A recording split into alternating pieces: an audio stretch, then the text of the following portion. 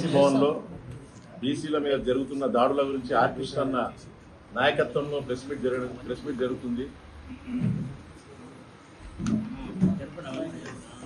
గత 2 సంవత్సరాల నుండి ఆర్ కృష్ణన్న గారు కామారెడ్డి డిక్లరేషన్ అమలు చేయమని చెప్తున్నారు. ఆర్ కృష్ణన్న గారు గత 2 సంవత్సరాల నుండి ఢిల్లీకి పోయినా కూడా ఆర్ కృష్ణన్న గారు బీసీల కోసమే పోరాడుతారు.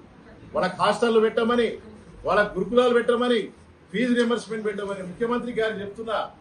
ఆర్ కృష్ణన్న ఉన్న రాష్ట్రంలోనా మీరు ఇట్లా చేసేది ఇట్లాంటి చేతగాని పరిపాలన రాజీనామా చేయని చేత కాకుంటే ముఖ్యమంత్రికి నేను అదే చెప్తున్నా. ఇక్కడ గొప్ప నాయకుడు ఉన్నాడు దేశంలో బీసీ ఎజెండా తోటి 54 సంవత్సరాల నుండి బీసీ ఎజెండా తోటి ప్రధానమంత్రి యొక్క మన్ననలు పొందిన ఆర్ కృష్ణన్న గారు ప్రధానమంత్రి స్వయంగా పిలిచి మా పార్టీకి రండి, మీ సేవలు అవసరమని ఆర్ కృష్ణను గుర్తించిన ప్రధానమంత్రి ఉంటే నువ్వు ఏ ముఖ్యమంత్రి అని నేను చెప్తున్నా. చదువుకున్నావు, నువ్వేమో హార్వర్డ్కి పోతావు, ఇక్కడ నువ్వు ఇంగ్లీష్ మీడియం వద్దని చెప్తావు, రెచ్చగొడుతున్నావు గ్రామాలు ఇట్లాంటి మాటలతో. ఇంగ్లీష్ మీడియం వద్దంటే ఏం మెసేజ్ పంపుతున్నావు నువ్వు గ్రామ స్థాయిలో? ఇంగ్లీష్ ఏమవసరం అంటున్నావు? నువ్వు స్కూళ్ళని బంద్ చేయాలని చెప్తున్నావు. ఇండైరెక్ట్ గా నువ్వు ఇవన్నీ మాటలు. నువ్వు వచ్చినాక పాఠశాలలు బంద్ అయిపోయినాయి. నువ్వు వచ్చినాక ఈ రాష్ట్రంలో మొత్తం గత ప్రభుత్వం పాఠశాలలు బంద్ చేస్తే నువ్వే కదా దుమ్మెత్తి వచ్చినావు. పాఠశాలలు బంద్ అవుతున్నాయి, వైన్ షాప్లు ఓపెన్ అవుతున్నాయి. నువ్వు వచ్చినాక గ్రామాల్లో బెల్ట్ షాప్ల నుండి అన్ని షాపులు ఓపెన్ అయిపోయినాయి. మొత్తం గంజాయి హత్యలు కూడా జరుగుతున్నాయి. నువ్వు వచ్చినాక ఈ రాష్ట్రంలో మొన్న ఆమె చచ్చిపోతే, గాలిలో సోమ్య చచ్చిపోతే, గంజాయి ముఠా చేత వాళ్ళు గుద్దుతే ఆమె కిడ్నీ పోయింది, ఆమె స్క్రీన్ పోయింది. ఈ రోజు ఇంకో హత్య చూస్తున్నాం. ఏం పరిపాలన ముఖ్యమంత్రి గారు? మిమ్మల్ని మేము అడుగుతున్నాం. బీసీ సంఘం ప్రెస్ మీట్లు పెడితే తప్ప మీరు స్పందిస్తలేరు.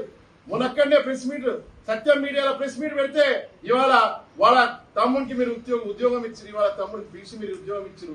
మేము ఈ రోజే పోదాం అనుకున్నాం, కానీ కృష్ణ ప్రెస్ మీట్ వల్ల ఆగిపోయినాం. మేము ఎట్లయితే పోరాడుతున్నాం మీరు స్పందిస్తున్నాం. మీకు ఎక్కడ పరిపాలన, ఎక్కడ ఏం చేస్తుంది? సీఎం ఆఫీస్ ఏం చేస్తుంది? ఐఏఎస్ అధికారులు ఏం చేస్తున్నారు? అసలు మీ దగ్గర ఎందుకు పెట్టుకున్నారు? లా అండ్ ఆర్డర్ ఎవరు లేరా మీ దాంట్లో? చేతనైనా నేను అడుగుతున్నాను. మీకు చేత కానప్పుడు ఆ మినిస్ట్రీ ఎవరికైనా ఇవ్వండి, సమర్థులకు ఇవ్వండి దయచేసి. మీరు వాళ్ళు సరిగ్గా నిర్వహిస్తారు. పట్ట పగలు తొక్కి చంపుతారా?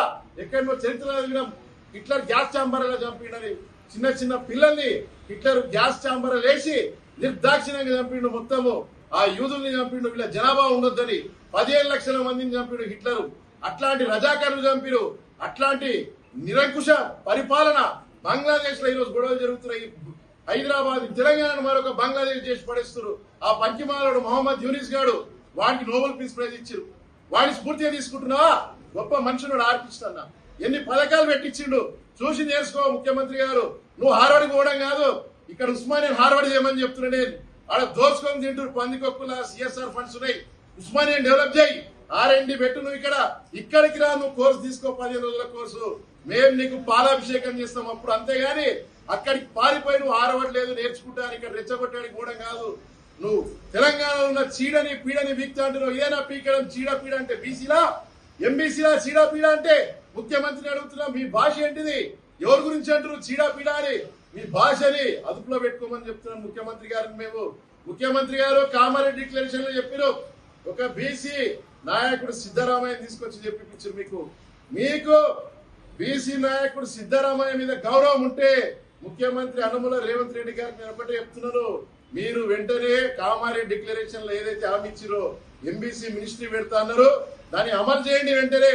ఇవాళ ఒక ఎంబీసీ బిడ్డ బలిదానం చూస్తున్నాం. సాయిశ్వరాచారి తర్వాత, గాలిలో సౌమ్య తర్వాత, ఒక సాకలి కులానికి చెందిన ఒక 2 నెలల పసి కందుని కాల్ కిందేస్తారు. ఎందుకు? గుడిల ప్రవేశం కోసం 100 రూపాయల రసీదు కోసము. ముఖ్యమంత్రి గారికి చెప్తున్నాం, మీరు అమలు చేయండి. మీరు ఎంబీసీ మినిస్ట్రీ అమలు చేసి ఎంబీసీల లెక్కలు కూడా బయట పెడతా అన్నారు కామారెడ్డి డిక్లరేషన్ లా. మీరు ఈ మినిస్ట్రీ పెట్టి లెక్కలు తీసింటే ఇట్లాంటివి జరిగేవా? వాళ్ళకి రక్షణ లేదు. వాళ్ళకి ఇవాళ కులాల గుర్తింపు లేకనే కదా ఇట్లాంటి మారణ ఖండాలు జరుగుతున్నాయి తెలంగాణలో.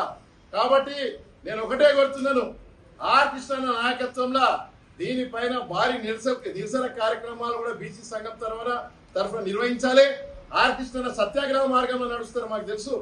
ఆర్ కృష్ణన్న ఆయన పేర్లు కూడా అట్లనే ఉంటాయి, సత్యాగ్రహ దీక్ష, న్యాయ దీక్ష. కానీ ఆర్ కృష్ణన్న ఒకటే చెప్తున్నాను, నేను రావాల్సినవి బోరు దీక్షలు, సత్యాగ్రహ దీక్షలు కాదు. తెలంగాణలో కళ్ళు మూసుకపోయిన ముఖ్యమంత్రికి, చెవులు మూసుకపోయిన ముఖ్యమంత్రికి, మన నాలుకలు బయటికి రాకుండా నోరు మూపిస్తే వీళ్ళ రేట్ ఎంతో నాకు తెలిసి అనుకునే ముఖ్యమంత్రికి పోరుబాట పట్టాలి. తెలంగాణ నేను కృష్ణను మనవి చేసుకుంటున్నాను మనస్ఫూర్తిగా.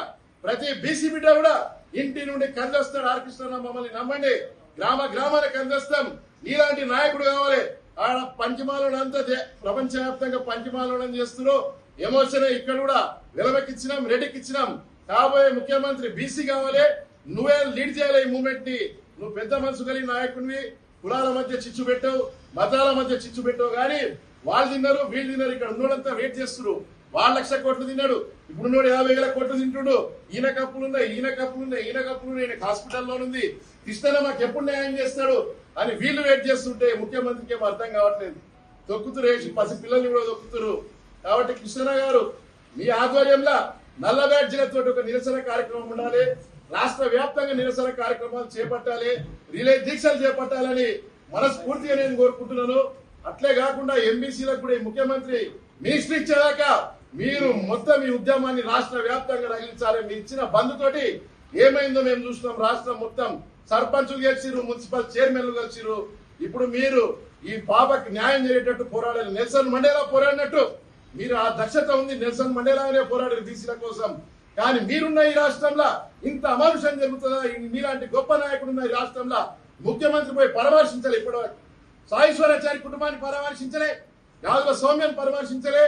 అమరవీరులైన ప్రతి ఆమె ఏంటి దేశం కోసం ప్రాణాలు అర్పించింది. ముఖ్యమంత్రి పోయినా ఇంటికి నీకు అంతా చిన్న చూపా ముఖ్యమంత్రి. నేను చెప్తున్నా, కుల సంఘం నడుపుతున్నావా? రాష్ట్ర ముఖ్యమంత్రి వాళ్ళు కుల సంఘం నడిపితే నడుపు. కుల సంఘం బీసీలకు ఇచ్చే ముఖ్యమంత్రి పదవి. రాహుల్ గాంధీ బీసీ అంటుండగా బీసీలకు ఏమని మేము కోరుకుంటున్నాం? ముఖ్యమంత్రి అయితే పో. ఈ దేశం కోసం, రాష్ట్రం కోసం గంజాయి ముఠాల ప్రాణాలు అర్పించిన గాజుల సౌమ్య ఇంటికి పో, సాయేశ్వరాచారి ఇంటికి పో, ఈ రజక బిడ్డ ఇంటికి పో. ఆ తల్లి ఆవేదనతో ఏడుస్తుంది. ముఖ్యమంత్రి గారు రండి, మీరు పోండి, బీసీలను గౌరవించండి. లేకుంటే మేము ఎట్లా తిరగబడాలో ఆర్కృష్ణ నాయకత్వంలో మాకు తెలుసు.